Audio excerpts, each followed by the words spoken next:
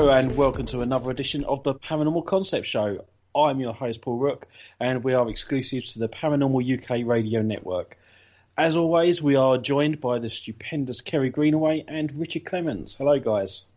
Hello. Hello. Hello, how have you been? Yeah. Have you had a busy week? Very busy. I can't keep up at the moment. Yeah, poor Kerry's been working away, I think, in the background there, but I've been pretty quiet, but sort of dodging the showers, really. There's not a lot you can really do when the weather sort of changes, but hopefully it will settle into sort of normal winter weather, which usually about this time of the year, you have that flurry of showers at the start, and then it sort of settles down to just being generally miserable. Lovely. That's a cheery thought, isn't it, Paul? Yeah. Absolutely, isn't it? Just no. This weekend coming. It's the weekend just before you had to have the clocks back, didn't you? Nick, this weekend, yeah. No. Yeah, the weekend just gone. Oh yeah, because of course it is. Don't confuse me already, because somebody put they go forward this weekend. No, it's spring forward and fall back, isn't it? But that confused me completely, because I was thinking, am I wrong? I'm sure they go back this weekend. Honestly, I tell you, I'm all over the show. I ain't got a clue what I'm doing. Honestly. You wait. Oh no, it's definitely back. And all I can say is thank God I'm not working Sunday, because I always have a major anxiety panic that I've got the time wrong. Yeah. Even though, your clocks all do it pretty much. The only one that doesn't is the oven, isn't it? Tends to be. But, your phone and that, it automatically does it. Oh, yeah. Yeah, that's it. The phones and laptops and things all automatically go over. But yeah. They were talking about stopping it, weren't they, this year? Oh, they say that every Yeah, year. they say that all the time, but you can't argue with it, can you? Because it's all to do with the whole planet going around the sun and stuff like that. I thought it was so it gave the farmers more time in the war years or something like that. Well, yeah, originally and during the war, they actually put them forward 2 hours during the summer. Yeah. Well, I was talking to my dad. Yeah. He said, back in the war. Oh, well, this time I'm going to put mine back to about 2005. Yeah. When was it a good year? I don't think we've had any, maybe like 1987. 1984. When I was in the Scouts, and I was going on Holland trips with the Scouts and things like that. So, that'd do. 87 I think I'll go back to. That'd do. When life was simpler. Yeah. I think I was about 12 then. Yeah, that must have been. I was a bit older than that. I was clubbing a lot of them years. Don't remember that 87 particularly well. Oh, no. The only worry I had was about getting detention the day after. I think there was a big hurricane in 87 in the UK. Yes, I slept through that. Same here. I walked home in that. Anyway, we're getting off topic because we're actually coming up to a really big festival, aren't we, in the UK? Well, it's a big festival, not just in the UK, but in America as well. Yeah, the Americans love it. And they certainly do. I think they love Halloween as well as Christmas, and it's just one big festival, isn't it, really? Yeah, they go start partying now and then just keep going. Yeah, just keep going. That's it. Oh, it keeps the dark days. Although this year's going to be very, very different for people because the trick-or-treating thing is pretty much out, isn't it? What do you think about that? Should people be going trick-or-treating this year or not? I can't see any sort of harm, particularly perhaps around the local area. I think people will know quite, perhaps they can leave all the treats on the doorstep or something. But you'll always get the greedy kid that will come and take the lot, wouldn't you? Yeah, exactly. That might not be a very good one. But to be fair, I mean, it's no different from having someone knock on your door, like the postman, for example, and that exchange of the letters. And only this time it's just sweets. I can't see it being a problem for like families and things. So, if you've got kids, you can go and do trick-or-treating with the grandparents or something. If they really feel the need that they want to do that. I know a lot of people these days have a big thing about it being begging, and they don't really like it. So not many people do partake in that sort of thing. But it's only a bit of fun, and with the kids, there's no harm in going to their grandparents or brothers and sisters, and you know what I mean. Just sticking with the family. Yeah, I mean, I know they're talking about, like we did the rainbows for the NHS. They're talking about doing, like, spot the pumpkin and then the parent giving the sweet to the child rather than the knocking on door things because of the COVID situation. Well, that's another option, isn't it? That's quite a good idea, isn't it? Yeah. Or, like you say, leave them, I'm going to set a table out because I always carve my pumpkins every year. I like to do that. I normally have a big party. Well, I normally have a big party, and obviously can't do that this year, but I'm going to do my pumpkins. I'm going to set my table up out the front with my pumpkins on it. I'm going to put sanitizer on the table as well. And then I'm going to let, if anybody does come around, because the worst thing I think would be, I don't do anything, and then I get people knocking on the door, trick or treating. Yeah. I would hate that. But because it is for the little uns, isn't it? More than the big uns. It's for the little uns. Yeah. And how awful. It's, a lot has been taken away, and they've lost out a lot this year. To lose out in that way too would be. I just don't like the idea of them losing out on something else. Another thing that sort of bugs me a little bit is I think sometimes the Americans have got it a little bit wrong, because the children are supposed to dress up as monsters, witches, vampires, and things like that.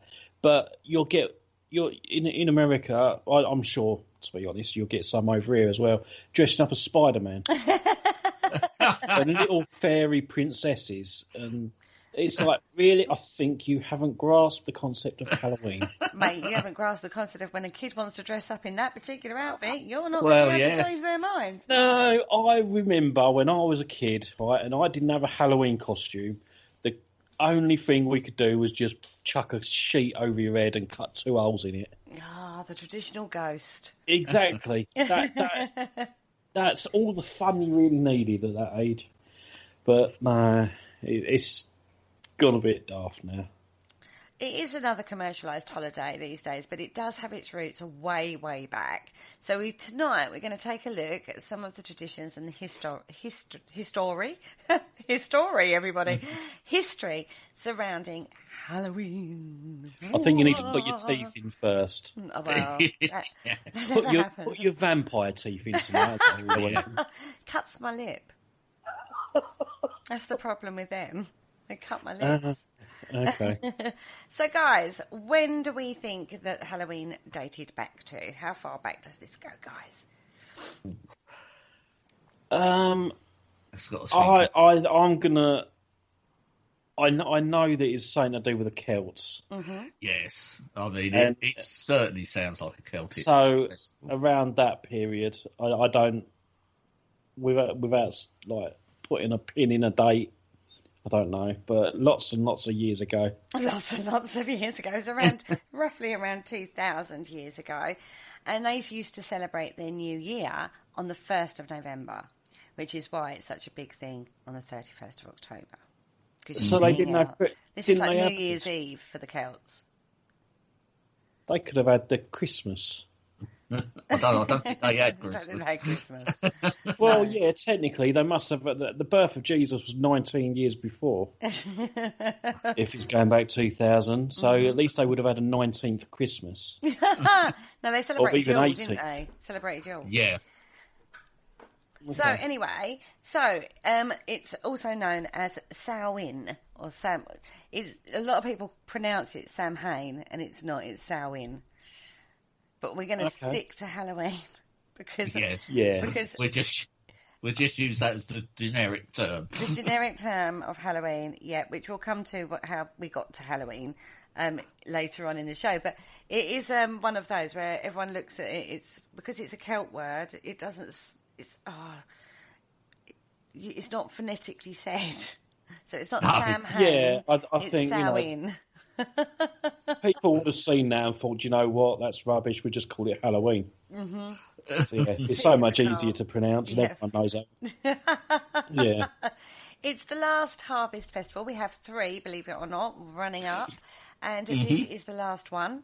And this is another day where it is the marked time of the end of summer and harvest. So this is your, like, the Celts Harvest Festival, as it were, the last one, because we've had a run of 3, and this is the last one. Okay. Didn't know that. It's also very associated with death.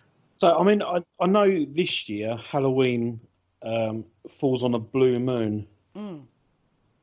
And I don't know what that signifies. Just, is that something to do with the harvest festivals or anything? No, a blue moon is just where you have 2 full moons in a month. So that could happen any time so of it's the very year. rare. So it'd be very rare to have 2. It's unusual to have 2 in October, and it's very unusual to have a full moon on Halloween. But that is only statistics. That's just nothing to do with it special or anything like that. It's just statistical. It's just where I'm going with that one is the saying once in a blue moon. Mm. Yeah, that's right. Very rarely comes around. Yeah. Mm-hmm. Okay. But a blue moon can happen at any point in the year. So any month of the year could have 2 full moons, depending on the lunar cycle falls. See, the only other one I know is the beaver moon. Yeah, you love the beaver moon, don't you? Yeah. I've been outside on a beaver moon. Jeepers. And I think people are making more of it this year because, like, it's a Saturday. Unfortunately, we're in the middle of this pandemic. If the pandemic hadn't have happened, it would have been a big thing because it's on a Saturday, which very rarely happens. And normally you've got, like, midweek, you've got things going on the next day. You can't have big parties and stuff like that because you're thinking, oh, I've got to get out for work the next day. Whereas because it was falling on a Saturday, it was almost like, great, we can get the kids out trick-or-treating early evening, get back, it's, have a big party. You can make more of it because it's on a Saturday. The fact that it's a full moon is, like, extra spooky, right? Oh, yeah. And we know absolutely. there's so many folklore mythologies surrounding the full moon in itself. You know what I mean? So it all makes it all a very big... Unfortunately, COVID has dampened that down a lot. Now, it's got a lot to answer for, this virus, hasn't it? Is all I'm saying. But if it hadn't have had the pandemic, this year would have been a big year, only because it's a full moon, it's a Saturday, which is great because it's a fantastic... Halloween is brilliant. And it is the time where, going back to the Celts, they put a lot on human death. The mortality, looking at your own mortality comes in to this. You've got the turn of the season, so things are starting to die off. You've got your last knockings of getting your food stores in, basically, the last harvest festival. And, the cold and dark and things dying off all around you, like natural, because don't forget the Celts are very, very involved with nature. And so mortality comes into it. And then there's this, the veil thins between the realms. You know what I mean? At Halloween. And this all kind of goes back to the Celts. Yes, it's actually quite interesting because the Celts, their priesthoods were actually the Druids, and I should imagine everyone sort of heard of them. I mean, not a lot's actually known about them, but it is believed that they were possibly sort of like a Northern European equivalent of shamanic sort of workers, and it was thought then that and as the veil was finished, the Druids could actually communicate with the people on the other side to sort of prophesize for the upcoming year or the next year. So this was always sort of hotly anticipated as well. Don't forget, it's not just about spirits of your dead ones that have passed over, but it's those nature spirits as well, those little entities, like we call them fairies, elementals, lots of different names for them. But, it's that closeness at working with nature and having that relationship with nature. And a lot of traditions that we've brought forward actually do have their roots back in the Celts.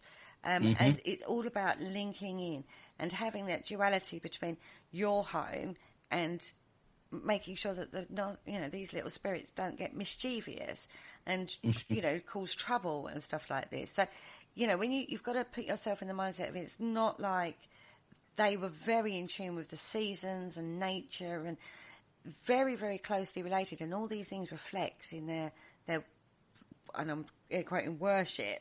You know what I mean? Because it's that they're worshipping, not necessarily an individual deity. No, that's right. He's very sort of driven by the environment around and how that changes, yeah. And you can understand why they would think that way. And thinking about it, it's, if you were to wipe our minds of everything we sort of know about religion and stuff, and we sort of locked us up in a room or something, I mean, I'm thinking that is the sort of conclusion you would come to, surely, if you were to start all over again. I don't know. Never really thought about it, to be fair. It's one of my musings. Yeah. We love a muse. Yes, we do. We do love the muse. Yeah. I'll go back to staring at me navel.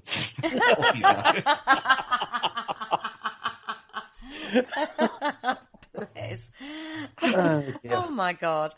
No, but this, they would be very in tune with that. And through that, they would get omens. They would see omens and signs, and they would try to predict the future. You know what I mean? Because it was so integral to them. So it's like Red Sky in the Morning, Shepherd's Warning, Yeah. all that. Well, certainly this is where we do get a lot of it from, these old sort of tales and sort of sayings, which is generally, Red Sky in the Morning, was it Shepherd's Warning, these Red Sky at night, the crops are alight. Yeah, probably, yeah. Or we But should joke about that at the moment. The Druids used to build huge sacred bonfires, didn't they? And it was like homage to the Celtic deities. Well, this is what they would do on the eve of, on the 31st. They would, everyone in their homes would actually douse their fires, and they would have a ceremonial bonfire outside. And then at the end of the ceremonies, they would all take an ember from the sacred fire to relight all the fires in their homes. So you can actually see the connection there, sort of bringing it from. Well, yeah, I mean that's also got a connection to Christmas as well with the Yule log. Mm-hmm. But that shall be closer to Christmas. Yes. Well, So stay tuned for that one. Yeah. Got a few of these kind of shows coming up, guys. Got a lot of festivals to cover. Now, they don't forget also that the light is dying. So the sun is going lower on the horizon, and that homage to the sun that's given us all this, bounty.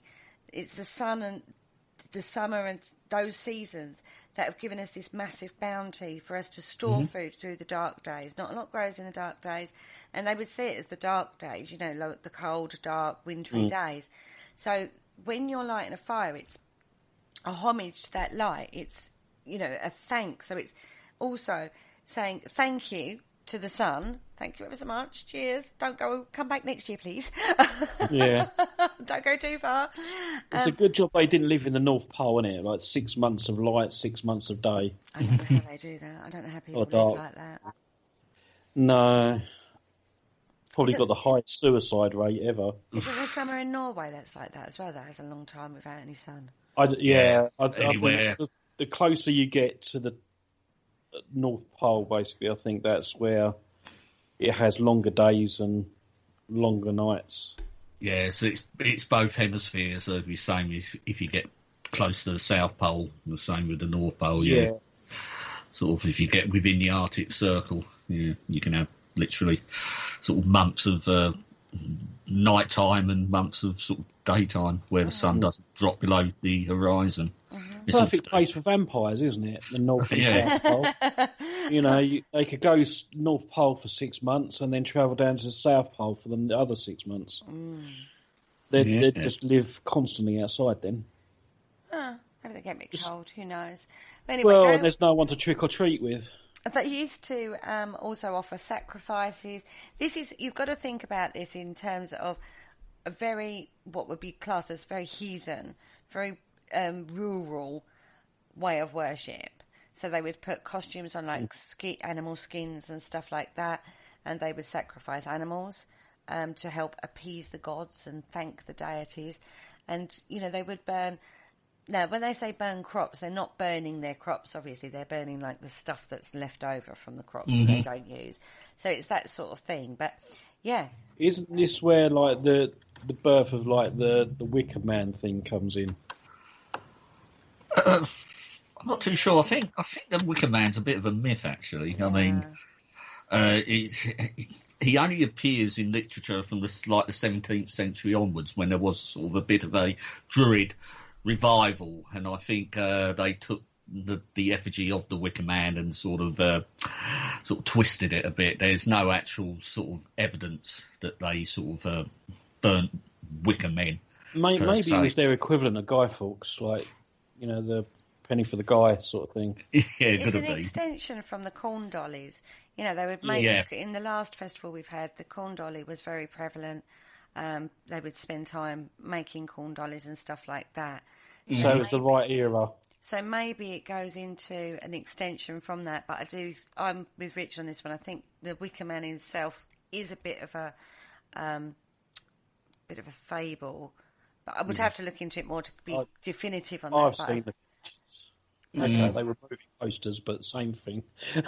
There is a big Wicker Man festival, isn't there? They don't actually burn somebody, but there is an actual... But that just might be an extension of the corn dolly. Yeah, it could be an extension perhaps, from the corn dolly.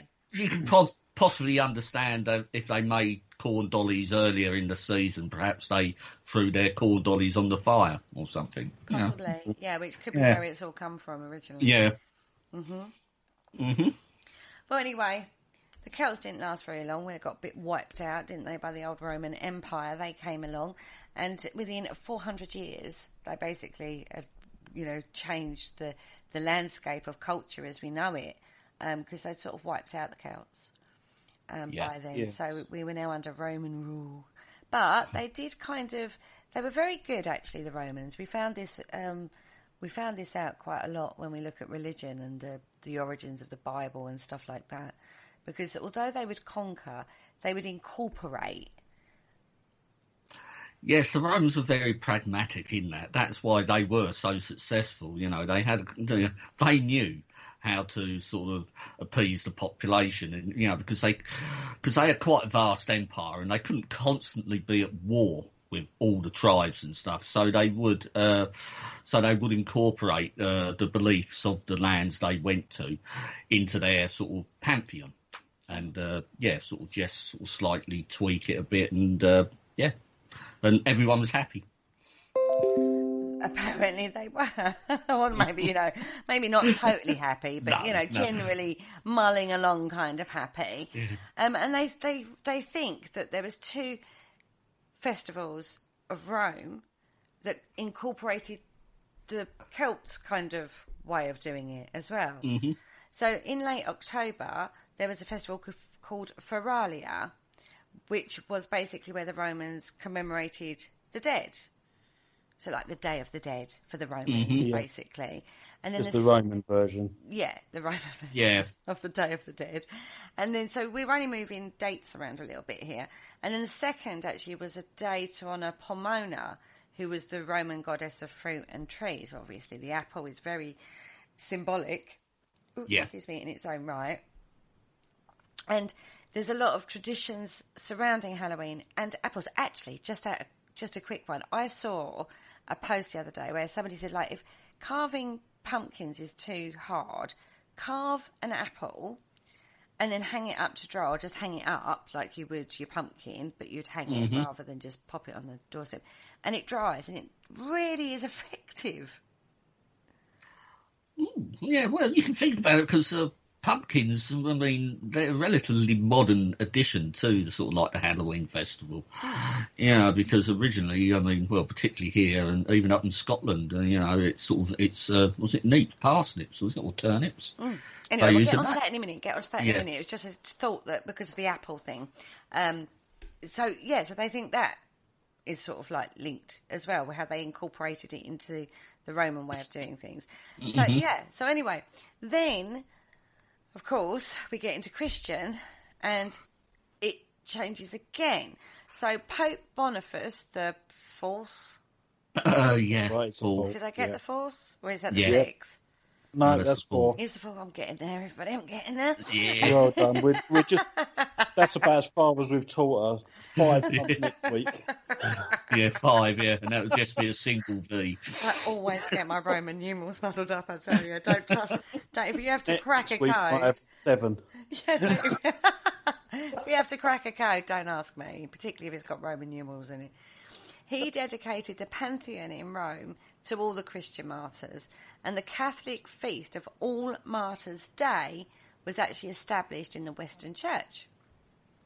Right. Pope Gregory III expanded the festival to include all saints as well as martyrs and moved it from May to November the 1st. So we get that link there. Again, pulling it through, commemorating people that are past that we should celebrate.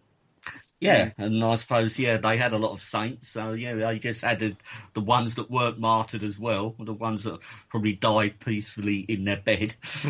and it falls quite nicely on November the 1st, where the Druids and all that were exactly celebrated. their New Year's Day. And it's obviously that move from May, and that's quite a big move, and that is a sort of, that is quite a political sort of move. They've obviously done that for this precise thing, because they're thinking, well, some of the natives sort of out on the branches, so to speak, are still doing this sort of, hocus pocus. So we'll give them this as well. So it sort of like clears our conscience as well. They can do it in a more acceptable way. And it sort of fools them into celebrating their rituals as well. It kind of brings it all under the same banner, doesn't it? Well, hold on a minute. We celebrate our dead on the same day as you do. Same thing. You know what I mean? Same thing, yeah. And it's that dilution of belief system and how you would worship and what you believe in. It's a slow dilution through, the Romans, through Christianity, going and bringing everybody under like the same banner without them really sort of like, it's not too big a step.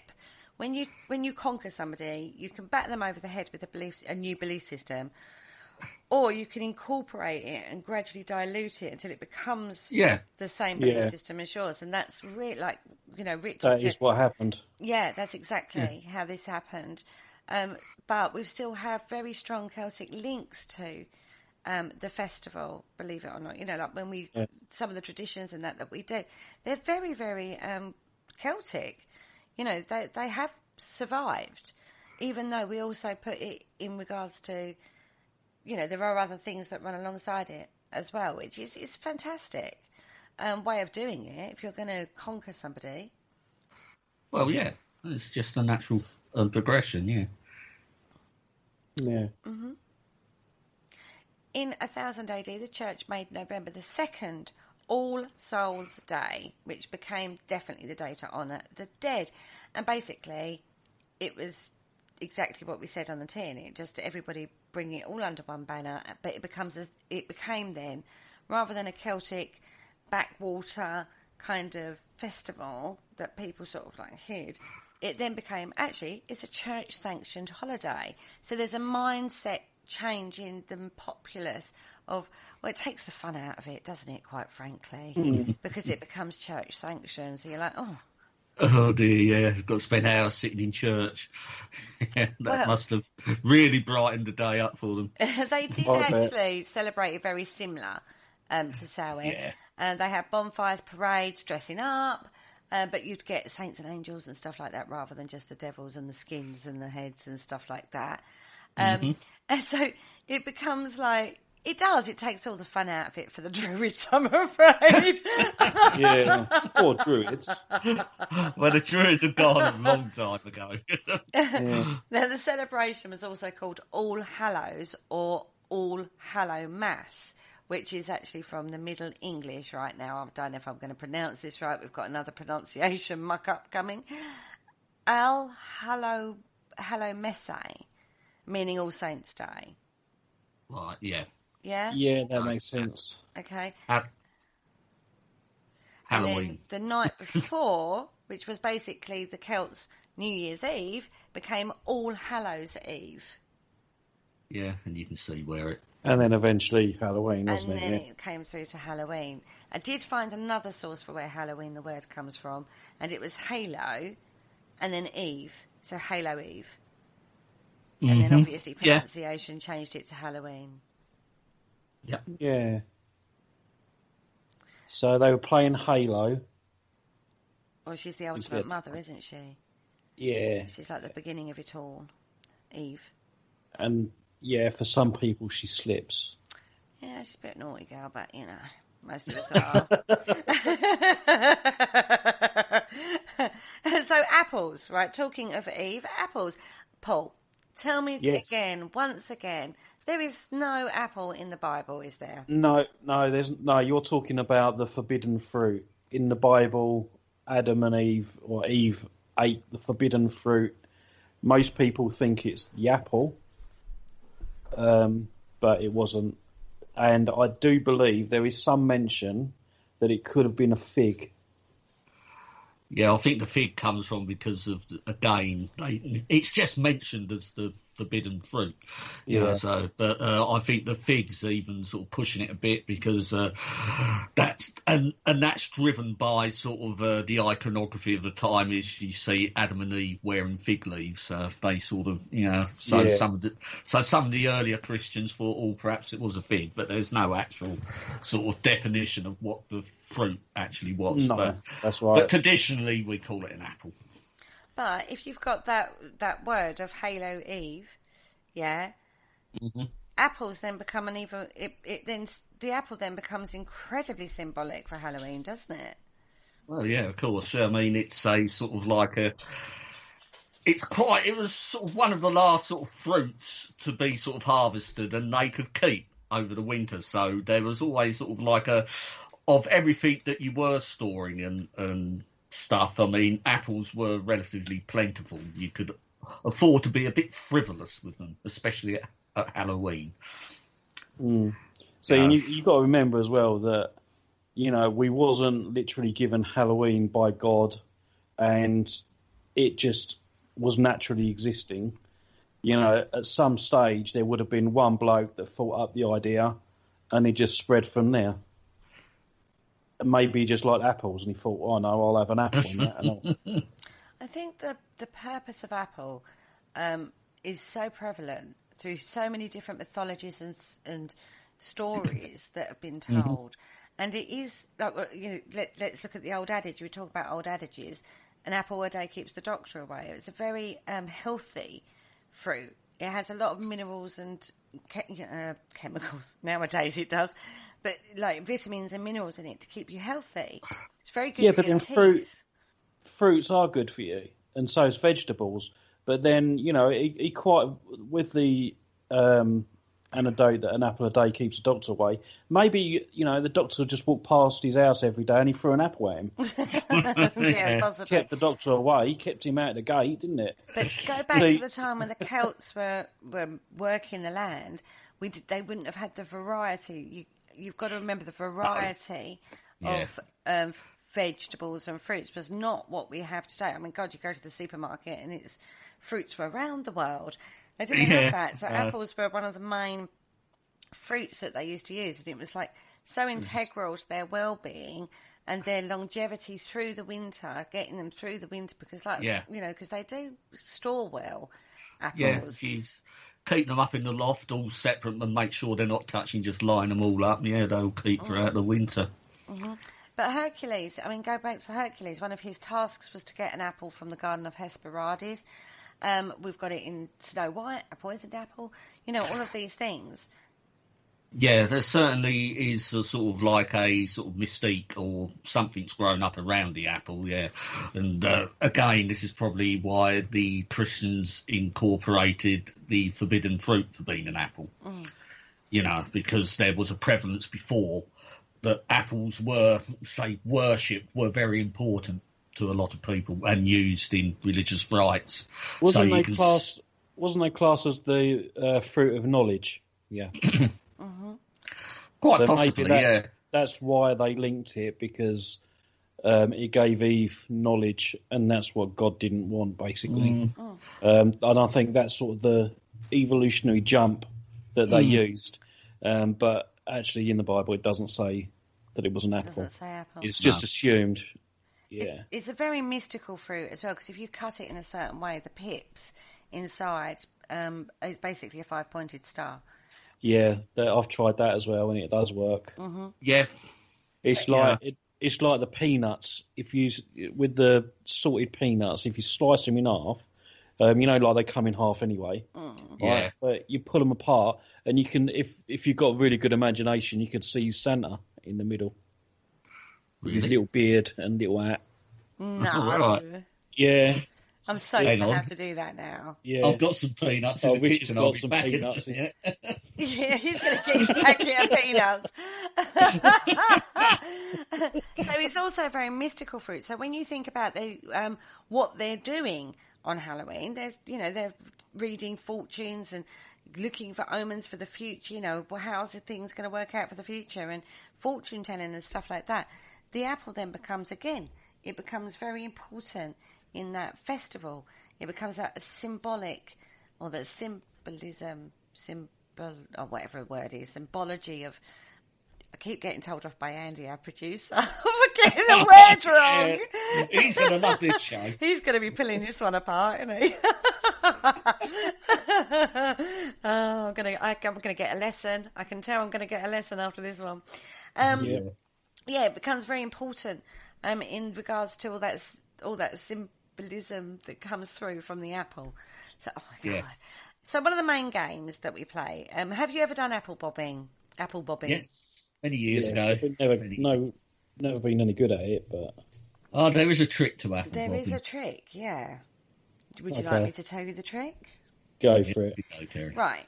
Well, like apples float, and they're floating around in a bowl of water, and you got to put your face right in it. And people make the mistake of trying to push down. Right. But you don't. I'm actually trying to do it while I'm at my desk. How silly is that? Right. So you sort of you hover above the apple, and then you kind of blow out and bite at the same time. So you're sort of a bit like a horsey kind of thing while you bite. And How'd you do it? I'd be like a horse, right? A rump thing. Yeah, so you blow out at the same time as biting, and there's your trick. Can you demonstrate for us? I'm not going to demonstrate that. I always done it the old-fashioned way, where you put your head over it and literally go straight to the bottom of the bucket with the apple sort of resting it, and then bite when you press it against the bottom. Yeah, I didn't realise there was another way of doing it. Yeah, while it's on top of the water, and it's there is I don't know. Just it's tip the probably a water out. physics thing. Yeah, probably. Yeah, we'll have to get we'll have to get the physics books out and have a look. Find out. Put a hole in the bucket. Yeah. Or put a hole in the bucket. But yeah, I think that's called cheating, Paul. I don't remember any rule saying that you could not put a hole in the bucket. Maybe tipping the bucket up might be a rule. I done apple bobbing once for the kids, and I actually put cooking apples on. I think you try that, boys. That is wicked. I always like the donuts hanging down from the string, and you got to try and eat it without. Well, because they do say, because that's another variation of the apple bobbing, isn't it? You tie apples to string, and you sort of got to sort of eat them. But again, there's sort of I didn't realise though that once you got the apple from the bobbing, you actually have to peel it, don't you? But you have to try and Not get with the your peel. teeth, obviously. But you peel the apple, you have to try and get the peel all off in one, and then you throw it over your left shoulder. It's usually the left, isn't it? And then where and how it lands, and if it produces like an initial or something, that's supposed to be, a future sweetheart or somebody that has got their eye on you, perhaps. So there's obviously, again, this is possibly sort of apples being used for some sort of divination as well. Yeah. I have tried this. It's very difficult. Firstly, to peel it in one. I always seem to break the peel. And secondly, I couldn't make sense of any of our initial in there. I think there's a bit loads of pareidolia going. You make it what you will. Do you know what I mean? But you can imagine the frivolity that would have gone on over that. Well, you can imagine, yeah, right, peel it, and everyone sort of, yeah, you can imagine sort of like the group sort of, it'd be fun to do, wouldn't it? Mm. Yeah, that's what it's all about, though, just having fun. It is. It is. It's about having a bit of fun, isn't it? We've got to love a bit of fun. But they used to hang the apples as well sometimes rather than bobbing them. Mm-hmm. Yeah, that's what he said about the donuts as well. Yeah, we've changed it to something yummier. Yeah. Yummy donuts. Love it. Yeah, exactly. It's when the jam dribbles all over your nose and face and stuff that... Yeah. No, you have to just use ring donuts, Paul, not jam donuts. No, jam donuts are so much more fun. Looks like someone smashed you in the face afterwards. Triple chocolate. Salted caramel. Like strawberry jam, so it looks red and it's all blood then, isn't it? I think down. Oh, he does take it another level, doesn't he, Apple? Yeah. Oh, it's Halloween. I'd like to know how, yeah. But there is another thought. When you do the apple bobbing, it's in water, obviously, and obviously the Celts used to do a lot of water scrying, and actually the Greeks, seers used to do a lot of water scrying as well. So you've got the double entendre of the the apple and the divination from the apple and the scrying side of it as well by actually putting your face into the water and trying not to drown, I suppose. But yeah, so that's another aspect of it. So all these things always linking back to, contacting the other side for messages and omens and signs and foretelling the future. Yeah, you can actually sort of see, and as you said, it's just come into my mind, they use the water, bob the apple would sit halfway in the water, crossing the divide, isn't it? That Exactly. veil. Yeah, I can see that. And not once did any of the spirits on the other side of that apple ever help me get the apple. No. Well, you didn't do your breathe out thing when you were trying to bob your apple, was you? No, you didn't do your Neddy horse. Yeah. You didn't do your harumphing horse whilst you Honestly, try it, guys. Try it. Now, although we've said that the Romans did incorporate some of the Celtic festivals to make it, to bring them under sort of thing, there is no verifiable evidence to support it, but we do know that the Romans had a festival called Pomana, and we do know the Celts had these traditions with apples. There is an automatic assumption that it's been linked, and it's around the same sort of time, but there's no actual evidence to support it. Well, no, that's it. I mean, the Romans were over here, so it's no huge assumption. Exactly.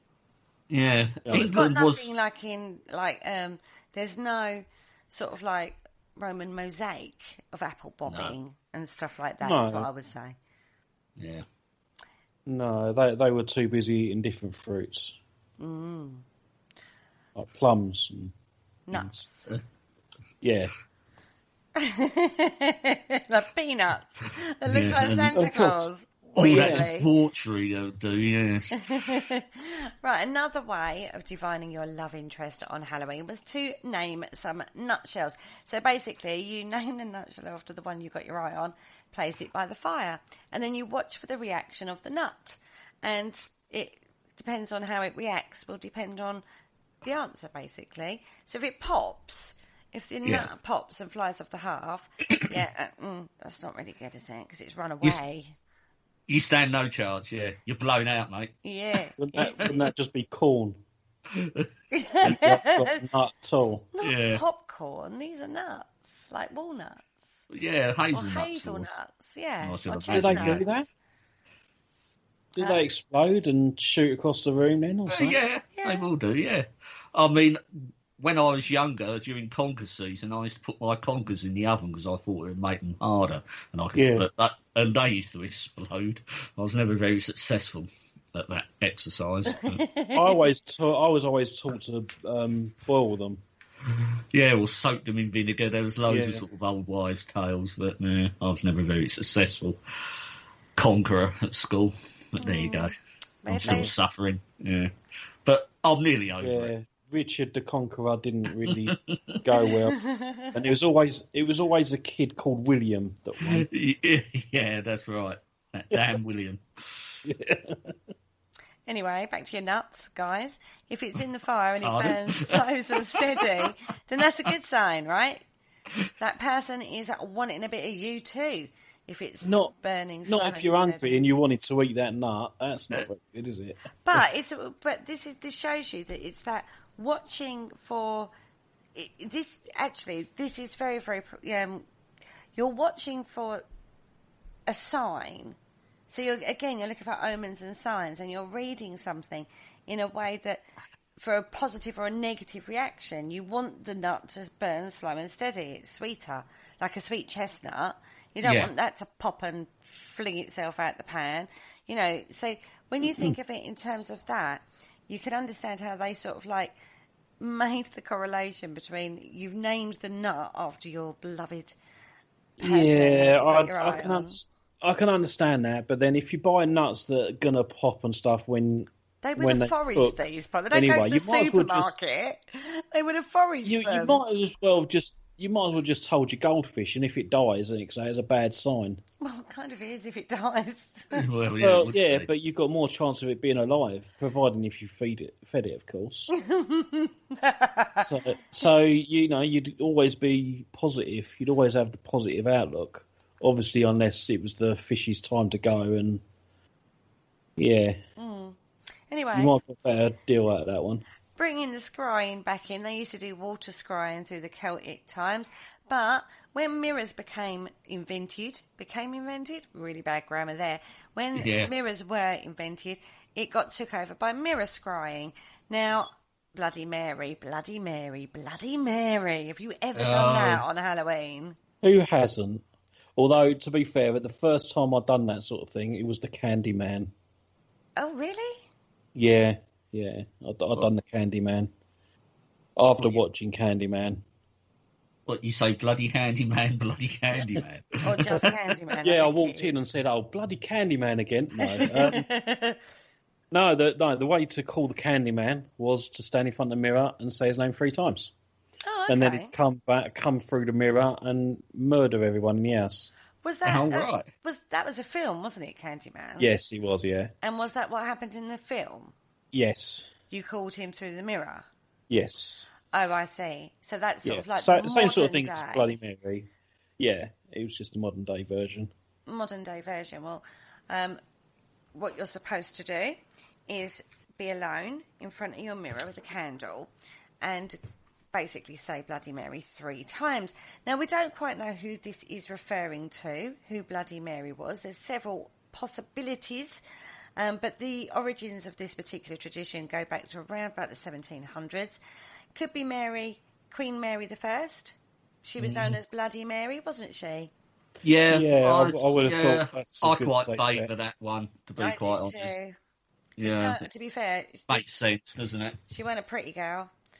No, she wasn't. You wouldn't want her to see her reflection and think, cool, I've had a late night. I need to go to bed earlier. Depends on how many beers you had, I suppose. Yeah.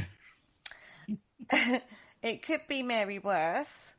There's talk of it being a lady called Mary Worth, and there is another lady as well. What's her name?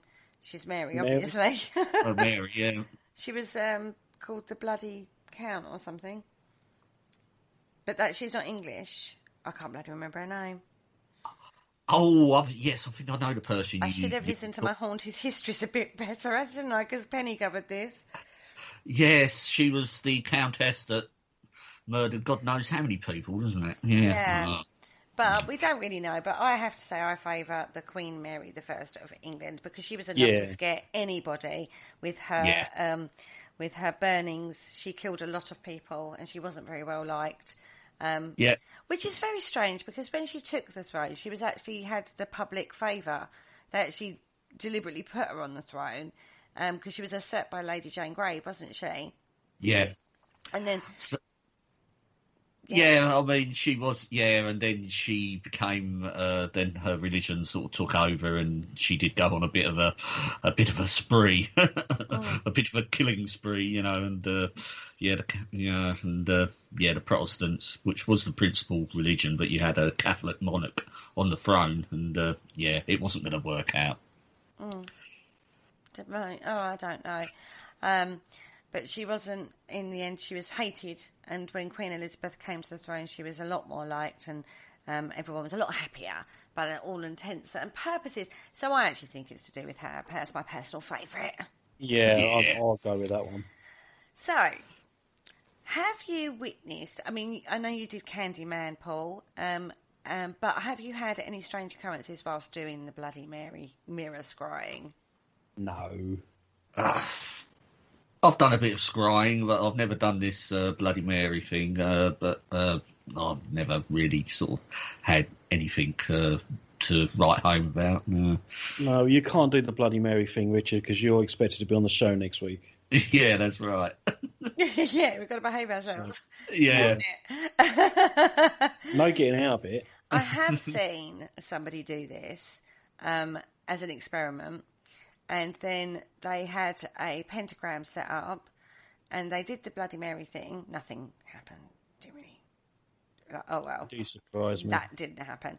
But when they went into the other room where they were doing their their normal Halloween ritual, they got some really strange things happen. Like the candles would just blow out and stuff like that, which was not through breeze, as everyone goes, oh, it's just a breeze, it blew it out. Do you know what I mean? There wasn't, it was in a sealed room, and they did have some strange things happen after that. Mm. And was it the Bloody Mary, or was it because they were doing a ritual anyway? Who knows? Mm. You know? No, I mean, it could have just been if there was a spirit there, and again, assuming spirits do actually exist, and he see you doing that, it'd be like, what a wally! Oh, I'm going to really scare them now. So they've done that. Now I'm going to keep blowing them candles out. I have to say, if you was a spirit, it would be so tempting, wouldn't it? It would. You would have to. It'd just be rude I don't know not to. I don't know what they get up to over there, but on the other side, but it must be a little bit boring for them sometimes, especially the spirits that have been there since like 1600s, just hanging around for some ghost hunter to come along, and you know, you've got to do things like that, haven't you? Well, I think that's definite. If you are a spirit, yeah, you know, waiting around for a ghost hunter to come along, you've got to like jump up and down on them a bit. Exactly. You know, sit there twiddling your thumbs for like 300-400 years, and then along comes a ghost hunter going, "Is anyone there? Show me a sign." You want to twat them around the head. There is another version of this particular tradition, which is to walk backwards up the stairs, holding a candle and a hand mirror, whilst reciting the same words. Right, that is just a disaster for an accident, I'm sure. Well, I'm sure a lot of people have come to grief trying that more so than the standard mirror scrying. Well, she's supposed to appear in the mirror, and you can ask her questions on this one. Again, and I bet all the ones that tripped up the stairs backwards all said that a ghost pushed them to avoid embarrassment. I think that is just a disaster waiting to happen. Yeah, eyes rolling twice there. Exactly right. Yeah. Anyway, carving of pumpkins. Now, it used to be turnips. Have you tried carving a turnip by any chance? I haven't, and I didn't know about the turnip thing until this year, sort of thing, because obviously I looked into this a little bit, but. No, I didn't know they used turnips, so I've never tried that. They still do up in Scotland. It's still the preferred. Yeah, it's still the preferred method. I'm actually going to try that, I think, this year, because have you ever tried carving a pumpkin? God, the smell. I quite like that smell. No, I can't stand it. And that horrible stringy stuff, no, can't be doing. That is just so wrong. So it's too much like hard work. I mean, it's definitely easier to carve a pumpkin than it is a turnip. No, I'm gonna do a turnip this year. Okay. Well, let us know how you got on, because they're a lot harder to carve, which is why they think the pumpkin took it over, because the size, and believe it or not, it's easier to carve. Yeah. Okay. So, and also it's a bit more. I mean, God, turnips are tiny. Didn't you buy a pumpkin carving knife once, Kerry, from Poundland? Mate, don't even bother. You need a full-blown machete to carve it. I don't know how people do it. Either I've got really weak hands, but every year I've got two boys, every year, can we carve the pumpkins? You know it's me scooping out the innards and getting it to the point where we're carving it. And then they go, they can't, because particularly when they were little, you couldn't give them a really sharp knife. So I bought these carving sets. And in my head, I've seen all these beautiful carvings that everyone's done. Every year, I can't do anything beyond the traditional, like, jack-o'-lantern type look. You know, the triangle nose, triangle eyes, and jaggy teeth. That's the best I can manage. I can't get it beyond that. Yeah, I know it is a bit of a chore. Yeah, I think to do the turnip, you could literally just cut it in half and then scoop it all out in the middle and then just stick it back on top. Well, yeah, like I say, you have your go at it. I'm going to do that. Yeah, you have your go, and I would like to see a picture of it posted. Absolutely, I was about to say I'd post a picture on the group page. Yeah, please do. On the Facebook concept group page. Yeah. Yeah. I will do that. Right. Because I've got nothing better to do for this coming week. For this coming week, yeah. We'll get a turnip and have a go at carving it. Absolutely. Right. I've got a week. A week of trying to scoop out a turnip, everybody. Yeah. Let's see how he gets on. I'm going to do it. I'm going to do it, absolutely. And obviously we know them as jack-o'-lanterns, don't we? Yes, that's what they're called. Right, this came from a tale from a guy called Stingy Jack. He made a deal with the devil because he was a bit of a naughty boy, was our Jack. And then when he died, he tried to enter heaven, but they wouldn't let him in. So he went and complained to the devil, and the devil said, well, you're not coming to hell because I promised you wouldn't. Didn't promise you get into heaven. I just promised you wouldn't come to hell. He said, but I tell you what, here's an ember, and that will help light your way. So poor old Jack was left lost spirit, wandering the highways and the byways with a jack-o'-lantern to help guide him, which is why we make jack-o'-lanterns, and you're supposed to carry them around. They used to carry the turnips around to make them proper little lanterns, but we don't need that bit now. Surely that would make him confused, though. If he's got his own ember to show him the way, and then we do jack-o'-lanterns, surely that's going to confuse him. He's going to be like, which one have I got to... which way have I got to go? Which way am I going? I don't know. Where do I go? Well, now we put them on. We tend to put them on our doorstep, and that's supposed to ward off evil spirits. I think now it's a sign that people can actually come and trick or treat at your door. Now it is, yeah. Yeah. Now it's a symbol that you're open for business. I actually think we should start, especially this year. I think we should move away from treats and just stick with the tricks. So, you know, all the little kids and whatever, or maybe the bigger kids, you know, they knock on the door and you could be at the top window above the door with a bucket of water. Well, you just want to go around. You want to be the one tricking people, not them tricking you. Well, yeah, because they shout trick or treat, and you could just go shout out the window, trick, and then throw the water at them. I have to say, I did take the boys trick or treating one night, and there's an area on Canvey that's particularly embracing, shall we say, of this tradition. And there was one door we knocked on, and this bloke had proper made the effort. He dressed up and everything. And as he opened the door, it sort of went into like a tomb. He'd done the hallway out and everything. And he sort of opened the door, scared the crap out of the kids. They went scurrying off down the road. He was loving it. He was cracking up. There's a couple of places I know of that do that, and they do full on, you know, all the shrubs and everything outside have got cobwebs and spiders, and they've got like a 6-foot model of lurch or whatever.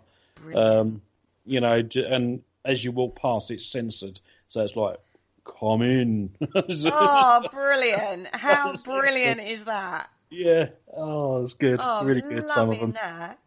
That's but anyway. They should definitely do trick-or-treating awards or something, because some of these houses are really good. Yeah, there's a lot of effort goes into them, and you think we go, you know, there's the odd house in the UK, but in America they all do it, don't they? Before we get into that, though, let's take a quick break and hold that thought. And we'll be right back. I'm holding. After this.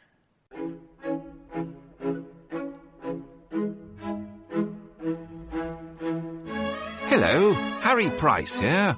If there's nothing me and my friends enjoy more here on the other side, it is to sit back and relax and listen to the Paranormal Concept Show, right here on the PAUK Radio Network. broadcasting a plethora of interesting and informative content for all your paranormal needs. Find them across social media to keep up to date with forthcoming shows and all their other adventures. Hello, is there anybody there? And welcome back to the Paranormal Concept Show, exclusive to the Paranormal UK Radio Network. And before the break, we were looking at the history and folklore and traditions of Halloween, and we're going to continue with that now, really, is what we're going to do. That's what we're going to do, isn't it? We've had the break, so... We've actually had the break. Yeah. Oh, I'm really not with it, guys. well, unless you wanted another break now, and then we can... Yeah, we can have another break. Let's carry on. Because we were talking about trick-or-treating, and we were sort of talking about that, weren't we? This is actually a middle-age tradition. It is. And this is where, it's gone from a thinning of the veils where you can, use divination and contact your ancestors and forecast and stuff like that, to where basically spirits are wandering the earth, basically willy-nilly. They're just able to cross the divide and be amongst us, which it's a very subtle mindset change, isn't it, from contacting them and being easier to contact them because the veil is thin, to them then stalking the earth. It's very much bringing up the image for me of the episode of Doctor Who, Army of Ghosts, when the Cybermen were coming over to this dimension. Yeah. And they appeared as ghosts initially, and everyone thought they were like uncles and fathers and mothers and stuff. So they obviously welcomed them into the home. Mm. Yeah. And then after that, because they kept coming back, they fractured the veil, basically. Mm. Yeah, it's quite telling that this sort of happens around Middle Ages, because it is about this time when the idea of actual spirits actually coming into the world of the living became very prevalent. It sort of, I actually wrote a blog about it, actually. It was to do with the notion of purgatory and they weren't there, ghosts or spirits weren't there so much as to be scared of. They would come back and visit, usually a relative. Very rare would a ghost appear to someone they didn't know, and it would usually be to ask for some sort of assistance, principally to get out of purgatory and go on their merry way. But about the Middle Ages, is you can see the development of sort of like the ghost that we know today. As sort of being something that sort of crosses over from the world beyond. Because before the Middle Ages and stuff, ghosts were principally, you wouldn't have had much contact with them, if ever. There's not a lot. There is some literature, but not a lot. It's almost like before the people would seek them out. Yes, you would seek them. We would do the work to cross the divide to contact them, whereas now it's gone from us contacting them to them being able to come and go as and when they want to. And at times of the year, the veil is thin enough for them to be able to just do it. And then we get a sinister overtone with this as well. It's gone from contacting your ancestors for omens and divination and stuff like that and wonderful things to evil entities and demons and it becomes a more sinister overtone, doesn't it? Yeah, it's quite a fascinating sort of subject area, and when I was researching the blog, I thought this will make a good show in future. So we'll have to bear this one in mind, sort of like the evolution of the ghost. But that's basically it. Sort of, but even in the Middle Ages, they weren't classed as being particularly anything to fear. You could be startled by them, but they would principally come over, ask for some sort of assistance. A couple of times, and when they received whatever assistance, usually prayers being offered up or something like that, you wouldn't see them again. And then you've got the evolution of the costume thing, whereas like back in the Celt days, they would dress up with like skins and heads and stuff like that as a form of worship to their deities and the Fae and stuff like that.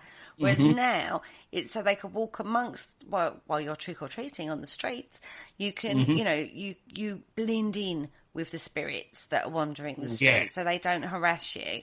And the trick part of it is the Fae are very known as mischievous little things. They're very tricksty, are the Fae, fairies, elementals. So especially those Cornish pixies. Yeah, the Cornish pixies are very, very mischievous. So you'd leave out treats for them. That's why the first slice of a cake you should leave out for the fairies. You put honey and milk out for them and stuff like that. So to keep them happy, because you live alongside them. But we've gone from living alongside them and then being tricky to being sinisterly and doing nastier tricks. You know what I mean? So the trick or treat thing comes from you're dressing up so you can walk amongst the evil entities that are crawling around the street so they don't bother you, and you want a treat, so you want to be appeased, so you don't do a trick. But if you didn't give a treat, you'd do a minor trick, like move something or hide something. You know what I mean? So it wasn't anything that was detrimental to the person. They'd find it was like, those pesky children. You know what I mean? Yeah. It's that evolution of belief system and how we incorporated that into our form of worship. And so this all happened in the Middle Ages time. You know what I mean? And actually, to be fair, if you've seen some of the old photographs, go to the Victorian photographs of Halloween. They're horrific. The costumes are horrific. Plus, it was a sort of like a time. I should imagine it was also sort of like a bit of an April Fool's sort of time, and it was a bit of an excuse for people to go out and be mischievous and to blame the Fae. You know, it was sort of like an accepted thing to do.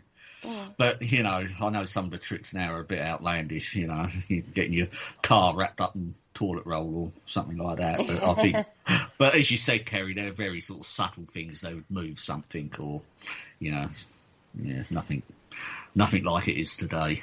No, and there used to be an exchange as well. So if somebody came to your farm or whatever and did the trick or treat thing, you would give the person a treat and they would give you a treat rather than... Yeah. And it used to be called mumming. Yes, I actually saw this in the research earlier, and yes, and I am familiar with the term mumming, which does actually make sense because it was if they received a treat, you would give something in return, and they would usually like sing a song or recite a bit of verse or something like that, sort of something very sort of benign. But during the Middle Ages, there was a huge sort of like explosion in something called the mummers' plays, where travelling minstrels would go around and perform plays, basically to sort of get money. You know, they would set up in the market square, the village would come out and they would perform their plays and stuff, and they would receive food and perhaps a coin in exchange for that. So I found that quite interesting when it came up. Yeah, it just shows how things, you know, get swallowed up and taken into different areas, doesn't it? It's this evolution. Now, poor people would visit the houses of wealthier families and see pastries called soul cakes. Oh, that's nice, isn't it? And then this becomes more religion because you would then pray for the souls of the homeowners, dead relatives. So you're giving, if you give me a nice bit of cake, I'll pray for your dead relatives, basically. And that was known as souling. Mm-hmm. And then that has obviously moved on to wanting treats. Yeah, sweets and, well, that's about it really, isn't it? So question, would you give money? I've never given money. No, I've never given money. I'd always buy like the packs of sweets, the multi-pack things, and just give them a little pack. Yeah. You know, I've never given money, but people have. Yeah. I mean, I used to go trick-or-treating with my godsons. And yeah, people wouldn't have sweets or anything, but they'd give them £1 or whatever.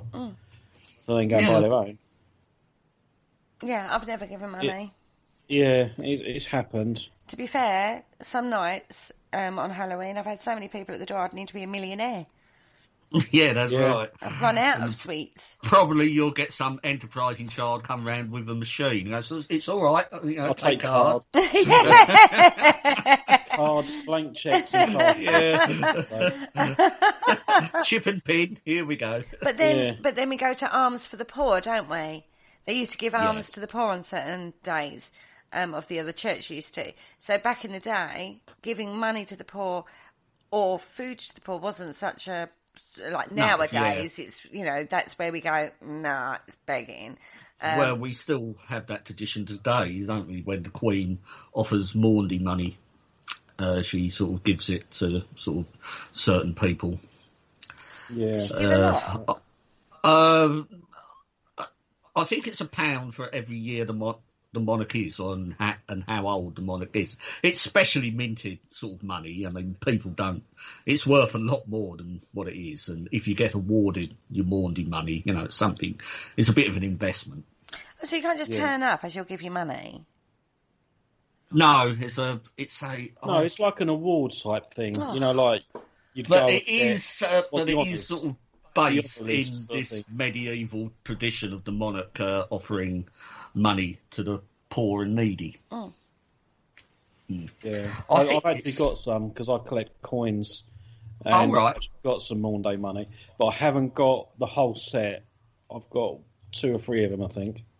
Yeah, in my set, but I would like to have the whole complete set. Are they different then?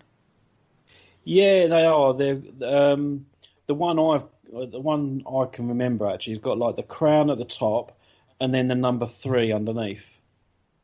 Okay. And I think it's got the laurel around it as well. But that's one of them. Yeah, the Royal Mint the money especially for it. It is legal sort of tender, but you don't spend it. And you keep. Yeah, no, keep it definitely. If you do come across any of it, keep it. So, well, anyway, we've come a little bit off but this is to do with alms, isn't it? Giving alms to the poor and that particular tradition. But this is sort of what going back to today. They would give money as well as little treats of food, and if you was an adult, you'd get ale. Yeah, you'd be so drunk. I reckon back then the kids would have had it as well. Well, yeah, probably. Well, I must admit, I've also saved the water.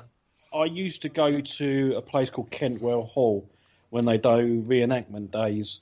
Oh, I know. And it's like a medieval period, and they had medieval ale there. And believe me, no one ever wants to try that. When I went there, I tried a stinging nettle ale. Someone made a batch of that. That was very nice, actually. Well, I'm going to have to try that because the ale was disgusting.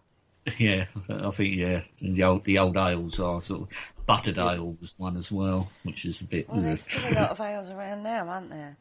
In the pubs, they're old hand-drawn ales. Well, I went to Harry Potter World and I had butter beer. That's nice. Yeah, buttered beer or buttered ale. I found that really sweet. Yeah, it was. Which is basically just ale, beer with a butter mix for it. Oh, it was nice. Whatever it was. So there is another thing that if you're an adult and you're not allowed to go trick-or-treating because you get to an age where it becomes like not acceptable these days. It takes all the fun out of it. And my kids are too old now, so now we do horror movie. And this has become a tradition every year as well. And this is where we go into my lovely little Paul Rook's world of life. Oh, yeah. You love a movie, don't you? Love a horror movie. I do, and particularly the sort of movie we're going to be talking about, because the most iconic movie to watch at Halloween would be Halloween. Of course. Well, there you go. And it's the iconic slasher up movie, along with like Friday the 13th and Nightmare on Elm Street and all that sort of stuff. I think it was the first, wasn't it, in that sort of genre of film? I don't know, to be honest with you, but I just love those sort of films. And they're still continuing them today. Oh. I mean, the original was out in, 78? Yeah. And, and I think wasn't it last year they released Halloween? What, the reboot? Again? I don't think it was a reboot because it still had that woman in it. Jamie Lee Curtis. Yeah, and she was like an old woman, and Michael, whatever his name was, the killer, Mike Myers. was Michael Myers. That's it. Yeah. I've not actually seen this movie. I would just like to point this out. No, it was Michael Myers. Yeah, he was. But he was in a mental institution for the criminally insane, and he escaped. And as usual, he'd go after his sister, and it's just the same thing over and over again. There's like 40 of them, isn't there? Not really, but there is a lot of them. I don't know. It's a good film. It's a good one. I've only ever seen the original, and that was way, way back when, probably not long after it was actually released. I probably got it as a pirate video or something many years ago. There was a whole genre around that time, and loads of different kinds of horror movies were released around that time. But this does seem to be the most iconic one. And actually, because it's called Halloween, we're going to have a little look at it. Now, John Carpenter, like when we looked at Stephen King, and John Carpenter's another one, when you look at them, you think, what goes on in their heads? They completely, it's horrific what they think up. Well, you say that, but then, John Carpenter and Wes Craven's another one. Yeah. And obviously Stephen King, they all do the traditional horror film that does stick to the horror film rules. And we covered those in another show as well. Yes, we have done How to Survive a Horror Movie. We have done that. Yeah, we done that one ages ago. But if you really want a disturbed mind, Quentin Tarantino. Yeah. Oh, yeah. Well, he's that he takes that to a new level. He does. That's pure psychopathic level, isn't it? Yeah, absolutely. Well, I kind of wondered. There are worse ones out there. Sorry, I kind of did wonder where they kind of got where John Carpenter, because obviously we're talking about Halloween, where John Carpenter actually got his inspiration from. Right now, he did go to university. He went to the Western Kentucky University, and he took psychology. I wonder what he makes of himself. Oh, right. What if he psychoanalyzed himself? And he did have to visit a mental institution. And when he was there, he actually came across a child. They actually got to see some really seriously mentally ill patients for this psychology course. And there was a child, and this child made such an impression on him that it planted the seed for Halloween. So he was literally the inspiration for Michael Myers. Well, that's where it came from. And he said the look, he said it was all to do with the look in the eyes. He said it was just like the lack of humanity in the eyes. He said it was evil. Mm-hmm. Well, it must have made an impression on him. It really was bad. It really did make an impression. In hindsight, I mean, it could quite have easily been the fact that he was on medication, dosed up to the eyeballs, and having electrocution. Was it electro? Yeah, whatever they call that treatment, where they're wired up to the national grid and have 50,000 volts pushed through their brains and things. Shock therapy. That's the one. Think of that then. But he could have, could have been all that, and it was in the 70s, wasn't it? So. Yeah, because you look at some of the treatments they were doing back then, it's quite horrific compared to... Absolutely. Actually, if you look at how they've treated mental health through the ages, it's actually...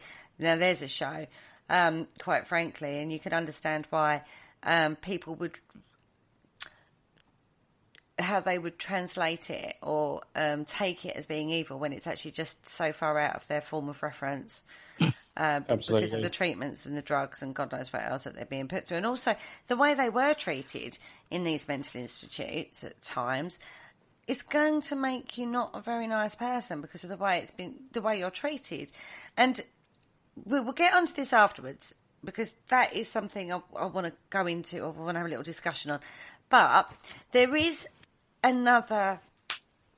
Well, when I looked at this, there was a real life story that, John Carpenter based this on.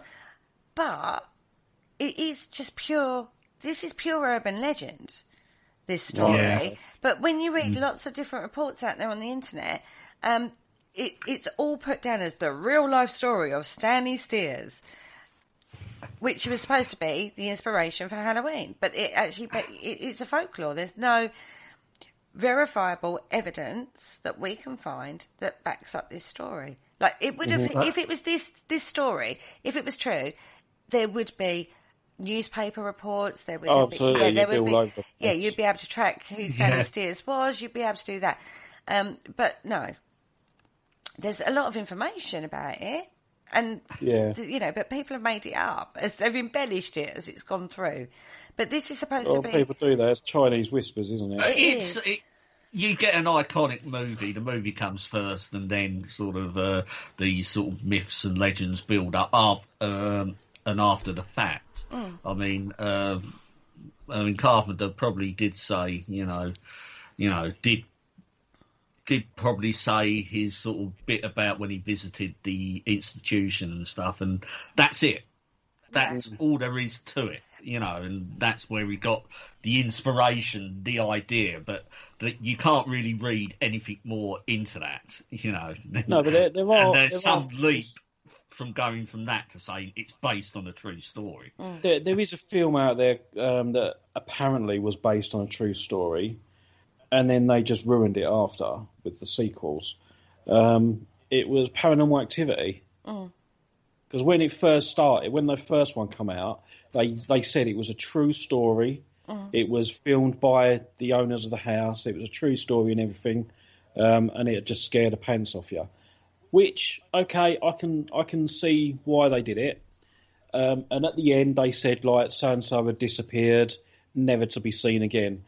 And then out come the second one, which was about her sister, and it sort of coincided with the first one.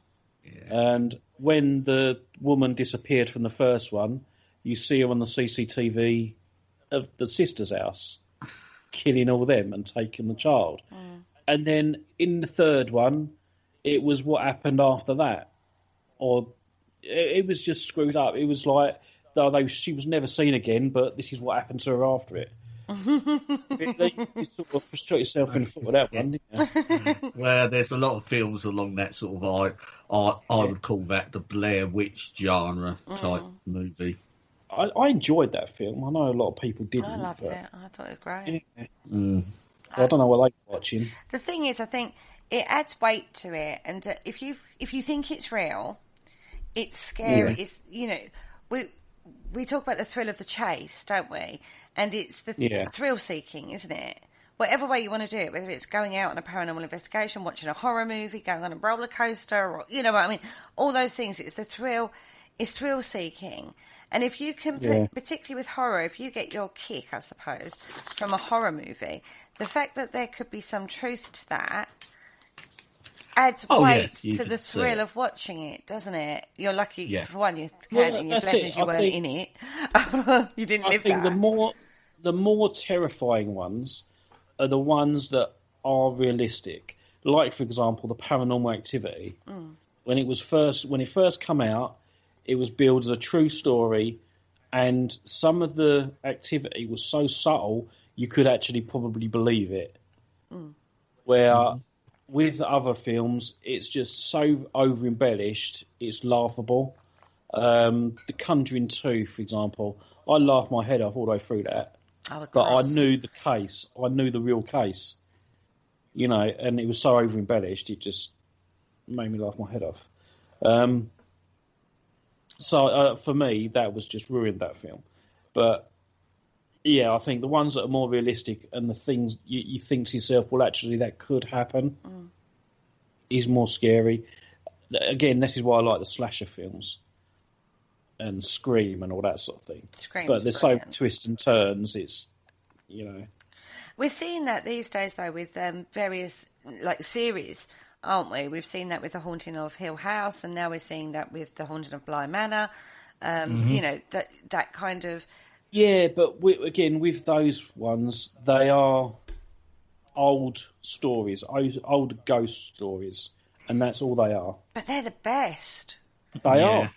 The Victorians were really good at telling the old ghost stories. Oh, yeah. And that's almost what it's like. It's done in that sort of genre. Okay, I mean, Bly Manor wasn't set in Victorian period, but it was still done in that type. And that's a gothic hint of gothicness about it. And there certainly does seem to be a bit of a revival at the moment of sort of focusing I've actually watched on that sort of genre. And everyone's going on about it on Netflix and on social media saying how rubbish it is. But actually, it's a really good ghost story. So many twists and turns. And there are some episodes that leave you like, what the hell? Got to watch the next one now. I'm loving it. I am. I loved it. Absolutely. And didn't see the ending coming. I'm not a horror fan. Like a horror movie kind of fan. I jumpy films. I don't do jumpy films. I don't like, because they play on my mind. Yeah. The psychological side of it plays on my mind, and I end up not sleeping, and it becomes a nightmare. So I don't tend to watch things that are like the horror movies. I never really got into. I've never watched Halloween or Friday the 13th. Yeah, I've watched The Evil Dead. Yeah, okay. I didn't like The Evil Dead, but yeah. So yeah, I love The Evil Dead. It's not the right way of putting it at all, is it? I enjoyed, shall we say. Yeah. But then it takes it a little bit more out the realm, doesn't it? You know, they find this book. I mean, not being funny, if you'd seen the book itself, you would have gone, just don't. Yeah, like, don't do it. No, just don't do it. You know what I mean? But I think there's a difference, isn't there, between pure slasher movie, if there's got a humour in there, like Scream had humour in there. Well, I found it funny. Maybe well, the Scream sort of that was a parody. Yeah, it's a teen. Well, no, not the first one, wasn't. It went on to become more parodied, didn't it? I thought the first one was a parody. You know, it had all the elements of the classic slasher movie, and didn't it have sort of somebody commentating on part of it, saying, "Oh no, you should never go in the garden when they look through the window." You know, I thought that was later ones. Right. Oh, yeah. That was sort of later ones. They sort of brought other horror movie kind of. You'd recognise various horror movies in there and stuff like that. But the first one wasn't, was it? It was quite. It was like teenage. It was teenage slasher films, movie. The Scream films were set in a high school, and all with the kids. But I think you might be getting confused with some of the parody films because they started with Scream. I think it was called Scary Movie. Oh yes, that's right. Yes, parody. And that's the parody one. And there was that they were literally taking the mick out of all the horror genres. Scream got it big time. Like you had the slasher bloke hiding in the house, and he's like, "I bet you can't tell where I am." And that's said, right. You're behind the curtain because I can see your feet. And he's like, "Well, turn around, I'll hide again." Yeah, that's right. That was Scary Movie. I always get the two muddled up. Yeah. But I enjoyed Scream. I will say that. I did enjoy Scream. That was with Courtney Cox and whatnot, wasn't it? That's it. But they have got a TV series of it now on Netflix, I believe it is. And that is really good. Oh, okay. I didn't know that. Remade it. Yeah, literally remade it. It's still called Scream, but it's a TV series. Really good. Oh, right. What was the film that was the basis of the invention of the millimeter? Was that White Noise? Yes. White Noise. And the millimeter we use even to this day in paranormal investigations, don't we? In fact, some people say we don't use a K2, use a millimeter. Yeah, I mean, it's okay, but it's just EMF. It's just a glorified EMF meter. That's all it is. I don't see it as much more than that. So much more than that. I mean, some millimeters have got like temperature gauges on it and other bits and pieces, but you can get different EMF meters with needles on to give you a specific reading.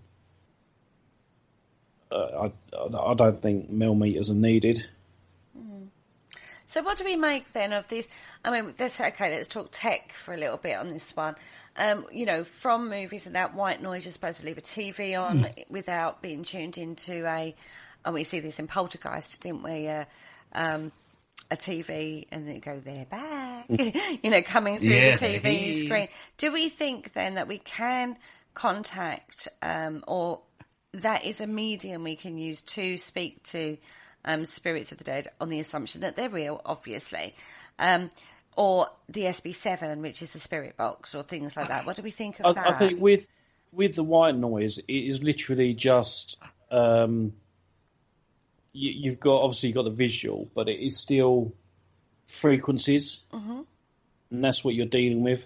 So it's just an idea that spirits can communicate through that frequency as well. That's the theory behind it. Whether or not they actually can, I don't know any investigators who have actually investigated that side of it.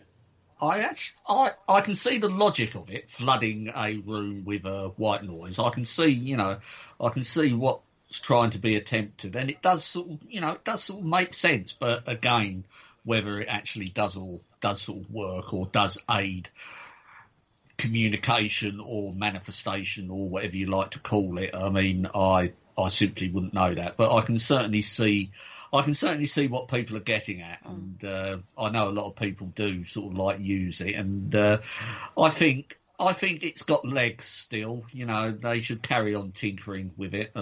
It's funny you should talk about white noise. I was looking for a radio station last night, and it was on the internet, and there are radio stations out there that specifically broadcast just white noise, brown noise, blue noise, any colour noise you like, you know, and I think these are to aid sort of people sleeping or people with tinnitus and stuff like that. They can just put their earplugs in and sort of drift off. But absolutely, and it's just about different frequencies, you know, and there are certain frequencies that you can't hear, but your children can, because there is attuned to that sort of thing.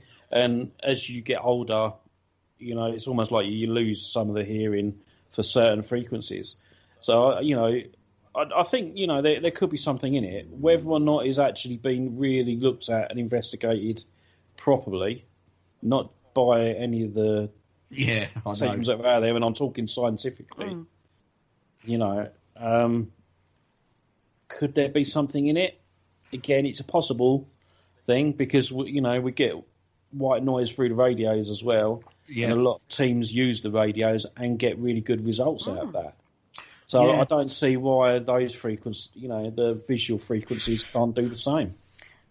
You know, one of my favourite tools to use is actually an SB7, the spirit box. I really enjoy using that, and I know that it's you know, scanning through radio waves, so you're going to get the odd word coming through and whatnot. So, you know, so you're looking for sentences that go over a cycle, aren't you? Or words that go over a cycle through the spirit box. But I like using the spirit box. I hold my hands up, I'm a spirit box girl. I really enjoy that. But I wouldn't necessarily take that as proof. I'd find it interesting. Yeah, I think they can only ever sort of be interesting. Sort of like the alleged communications you hear from them are too small. They're very sort of, you know, sort of one word and stuff like that. And as much as you would want to believe that, and as being some sort of communication, you're going to need more than that. And Paul, have you heard more than one or two words through a spirit box? Because I have. No, I've used something called the Echo Box. Yeah. And that's sort of a bit similar to the spirit box. Just again working on different frequencies. And we was actually calling out for spirit, and I was sat on a leather sofa with some of the members of the public, and they were talking to me about what I would like to see as an investigator on an investigation. And I had this, it was a phone app with the Echo Box, and I had it running. We wasn't talking to spirit, but I said to the members of the public, what I would love to see is a spirit pick this sofa up with me on it and launch it across the room. That's what I would like at that particular moment. And with that, a very sarcastic response come over the Echo Box, and it told me to F off. And it was so sarcastic. It was like, wow, you know. It wasn't just like the normal get out sort of thing. It was F off. You know, that impressed me a little bit. I was quite taken back. I bet you found that quite funny too. I did. We all did. Actually. Yeah. It was funny. Certainly an interesting one. So here's the next question then. Where have you investigated on Halloween in previous years? Oh, Coal House Fort in Kent. No, Essex even, sorry. Yeah. Reculver Towers in Kent. I think we went up to Dover Castle once. It wasn't an investigation, but it was during the day on Halloween. I've been there. Fort Amherst is another one. And this year, fingers crossed, and I know it's only a week away. Yeah. But fingers crossed I'm going to the Haunted Antiques Paranormal Research Centre. Mm. Yeah, and I'm coming to that, hopefully. If all goes to plan, and that would be my first Halloween investigation. And I'm really looking forward to it because it is on the Blue Moon, and you've got so much involved in that night as well. We do have regular spirit contact, or alleged spirit contact, with a couple of spirits that are actually quite friendly towards me. Yeah, they like you, don't they? Yeah. For all your sarcasm. You know, I mean, I went there the first time on my own, obviously with Richard. Yeah. And we had an eventful time there. Then my team went and I didn't. And over the ghost box, they had a spirit that called my name in full and asked me to go back. You know, so we was like, well, I'm going back anyway because I was local to that location anyway, so we was going to do it anyway. And then me and Richard went up to another museum, haunted museum, and we done the Ouija board there, and we actually got a spirit that asked me to go back to the HKPRC, didn't we?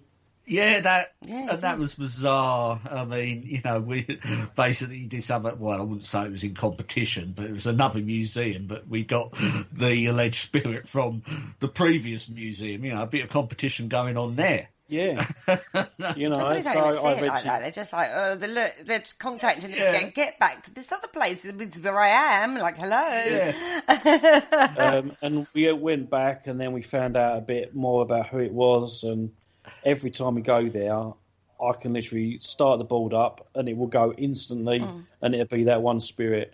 That is quick because I've been back again with Paul to the Haunted Antiques Research Centre, and him and Lucy were sort of saying, you know, all come upstairs, we're going to go on the board and show you this. And yeah, the response was instant. Yeah. Wow. And I think it's because of the London link, because he's a London spirit. And because it's Warwickshire, there isn't many Londoners that go there. I kind of want to burst into song at that. So do you think then the veil is thinner on Halloween? Do we get more paranormal activity on that particular night?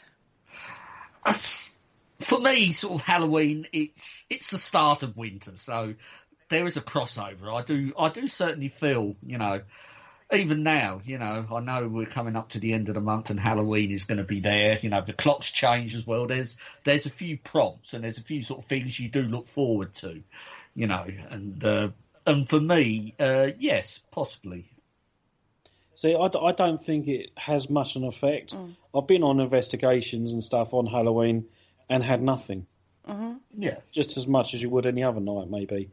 But I wouldn't say it was any more activity.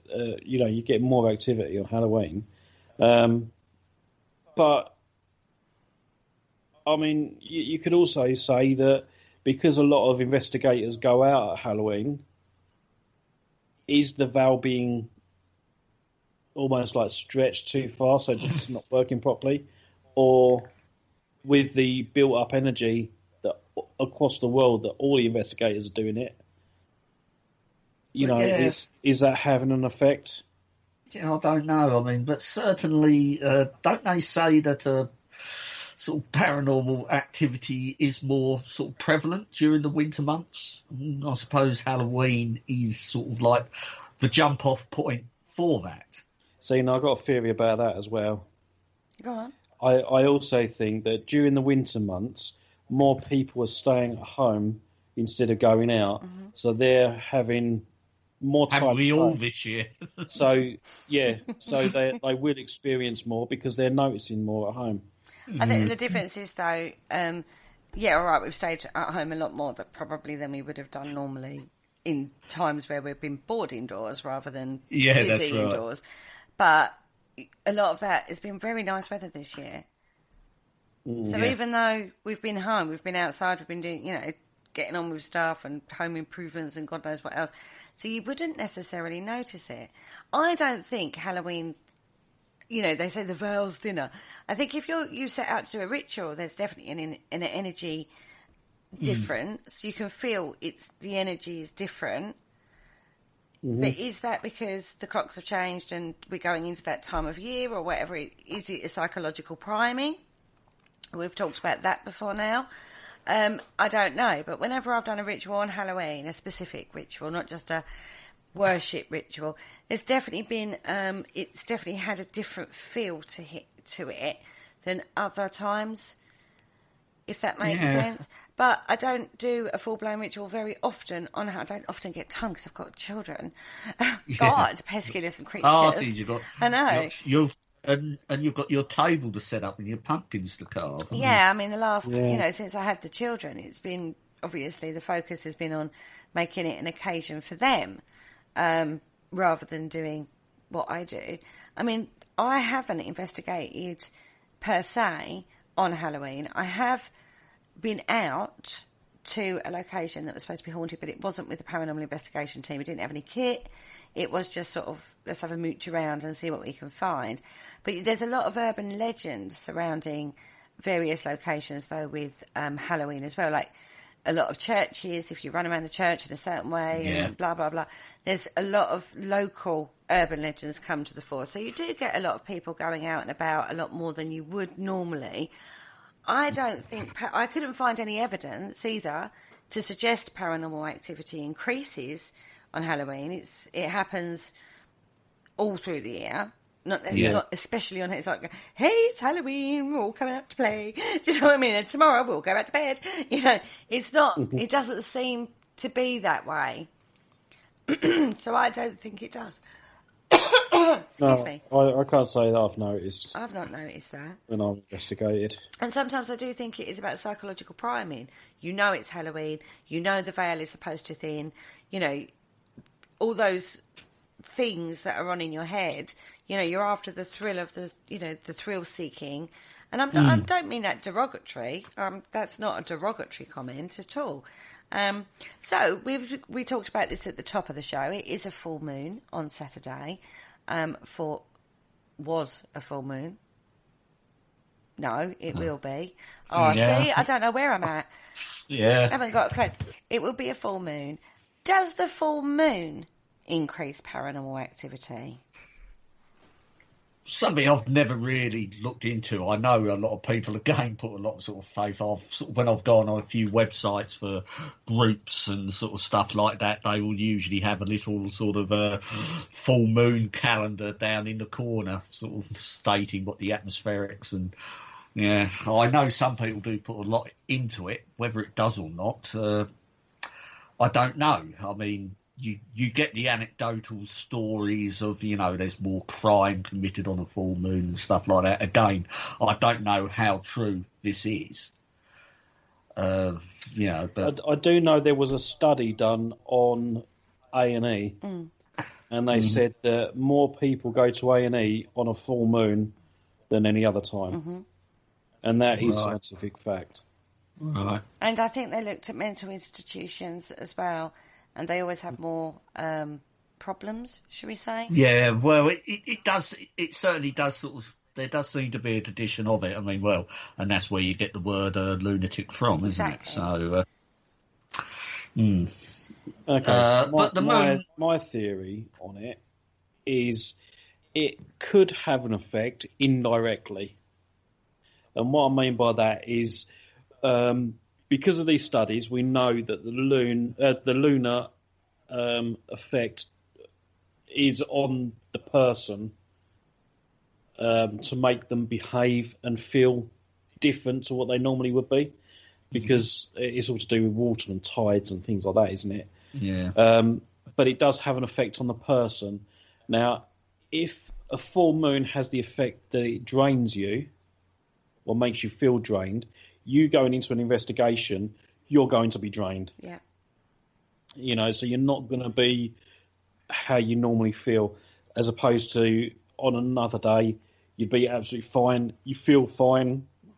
You're interacting, you're bubbly or whatever your personality is. So you could have had more activity because you're feeling better than if you was drained.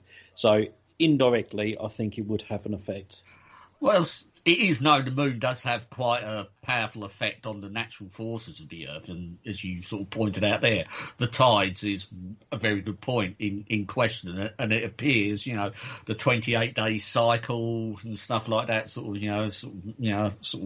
has a sort of like they think that sort of is tied in as well, so that is actually known about. So, can it cross over into the metaphysical? Possibly. Studies have been done on this, and there is no verifiable evidence to suggest that the moon does actually have an effect on the human. Yeah, I say, because plus it would. Yeah, okay, so studies have shown that, but you've got to look at the study. What was their peer? Yeah. What was their target group? You've got to look deeper into that study as to where they looked for information. I do know, I've got a friend who's a teacher, she can guarantee when the full moon is, just from the way the children are acting. She says, she phones me up, she goes, full moon, oh yeah, coming up to it. Within 2 or 3 days before and 2 or 3 days after, they're off the scale. These are little ones as well. These are little I say babies, they're not babies, but, little primary schools, which I do think it evens out as they get older. But then you get into the natural physical. Every single individual has their own cicada. They call it the cicada cycle, and everybody's one is very individual to the person. And this is where women's cycles come into it, and all sorts of things happen. But it's very personal to every individual person. Whether that then ties into the moon energy, we put a lot of, in the spiritual world, we do put a lot of stock in moon cycles. It's just a known fact, we do. Yeah. You know what I mean? It's things that are more powerful. We charge crystals by the moon. We charge water and drink our moon water and, all sorts of things we do to infuse that energy of the full moon. But they do say that they think this goes back to pre-electric, basically, because the light of the moon, when we had no light pollution, the full moon would obviously cast a bigger light. You're used to sleeping in complete darkness. Then all of a sudden this full moon comes along and it actually upset your sleep patterns because it was too light. Yeah, I can see that. Yeah, and sort of the height of the full moon. And it's actually become less since we had electricity and light pollution because we're more used to sleeping with some level of light now. Yeah, I can see that. And again, that ties in the sort of like going back to medieval times and sort of 16th, 17th century. I mean, the sleep pattern for people, they would have actually 2 sleeps a night. They would go to sleep early, get up for a good couple of hours, a good 2 or 3 hours, perhaps go out, meet other people and then go back home to bed. And because, this could possibly have had something to do with the light from the moon, and stuff. But that was very common. But there is a huge belief system, and I think you can't underestimate the belief systems that go on, can you? And then if something weird happens on that full moon, for example, or Halloween, for example, it just confirms what your belief system is. Or the veils are thin. It happened on Halloween. Do you know what I mean? We see it every day on the socials with paranormal ghost hunters, and I'm using air quotes there, ghost hunters as well. Their belief systems come into it all the time. Yeah. Yeah. And then they'll capture something that confirms that. So you get a confirmation bias because that's what they want to believe, because that is what they believe. So that, we're seeing this with even mundane, everyday things. People will search out information that backs up their belief system and ignore a whole plethora of other information that denies their belief system. They want it to be this, so they'll confirm their belief by looking for information that backs it up, rather than looking at a broad spectrum. A prime example of that was a discussion I had with someone in a group the other day that I subsequently left because I just thought I'm going to leave the idiots to it. He put a picture up of an orb. Oh. So I thought, okay, well, I've said to him before about orbs that, you know what, I'd sort of discount them. So I thought, you know what, I'll give him scientific evidence to prove that what he captured was scientifically explained away as the bug that it was actually. And he turned around and said, yeah, but that's just their opinion. No, mate, read it. It's scientific fact. How you can sit there and say it's an opinion... Yeah, I mean... deny scientific fact, that is the sort of calibre that some of those paranormal investigators are going under. And I really don't like those ones. Well, yeah, but it's the like, nature... It's the nature of the beast. This does attract, it's confirmation against a brick wall. As much as we go on about it, I mean, we are susceptible to confirmation bias as well. Every single person is. Every single person is. You will. There is a natural tendency to go out and seek something that will back your sort of.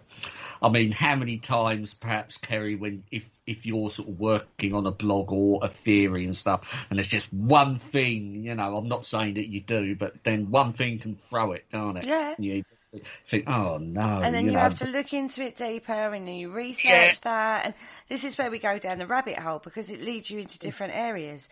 And then you think, challenging your belief systems isn't a bad thing, and actually being open to having your belief systems challenged, or your understanding of a topic or an area challenged, not a bad thing at all. I quite enjoy that process. It's not. Yeah. I mean, at the end of the day, we're all learning together, and to have someone challenge you and you come back with a decent argument as why you think you're right, and have a conversation about that, that's one thing. But to turn around and I passed on my knowledge because I knew where I could find this scientific fact, and I passed that on to him. For him to turn around with the argument, that's just their opinion. It's like, well, you really don't know what you're doing, then, do you? And I left the group. Do you know what? I'll bet you in a couple of weeks' time he'll be guest speaker at one of these paracons, and he'll have a book out in 3 weeks because he's a paranormal expert on orbs.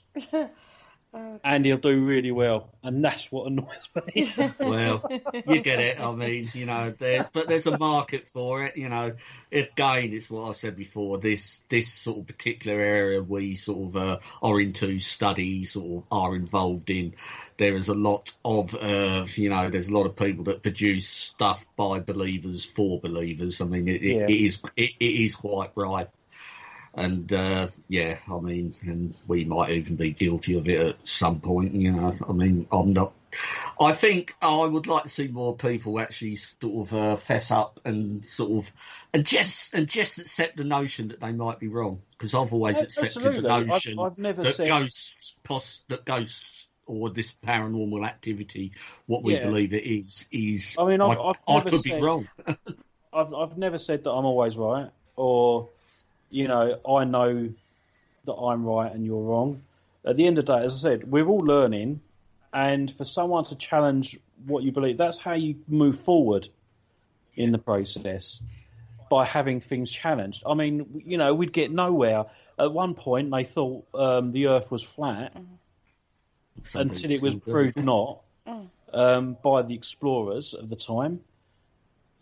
So even the scientists are doing the same. They're wrong. They're always challenging each other, aren't they, and pushing each other forward. And that's how they progress. So quickly, last question on the table. Okay. before we finish, because we've only got 5 minutes. So bear that in mind, lads, because, you know, I can get into this one. It could go on a while. Don't ask a big question then. I'm going to ask a big question. Have you ever come across a hashtag demon? No. Not that I would call any... yeah, no. Not that I would call a demon, no. I had a private case. I won't mention any names or locations, but this lady, she claimed that she was attacked by spirit every night, and she had precautions like she'd wear tin foil around her middle section so the spirit couldn't get there. And she was absolutely terrified of this. She reported that she had what felt like 3 cats around her ankles all the time, and she quite easily welcomed them in. So I thought, okay, well, we'll go with that, and I'll see what I can research just based on all the information she gave me. And I actually found a Norse demon that would have 3, they called them hellhounds, but it could have been anything. And as soon as the demon would send in these hellhounds, and once they were welcomed into the home, that gave the power to the demon to come in and do what he wanted, basically, with his victim, which fit with everything she said. And then she was an elderly lady. You know, she wasn't, you wouldn't have disbelieved her. But for her to find that, I had to dig really deep to find this information. And I actually went to a parapsychologist that I know, a psychologist in occultism, and you know him very well because he's our producer. And I actually asked him about it, and he said, yeah, we'll get I've got some Norse protection spells. So he gave me those. He told me what I needed to do with them. So I went back to the woman's house, put this protection stuff on, and they've never had a problem since.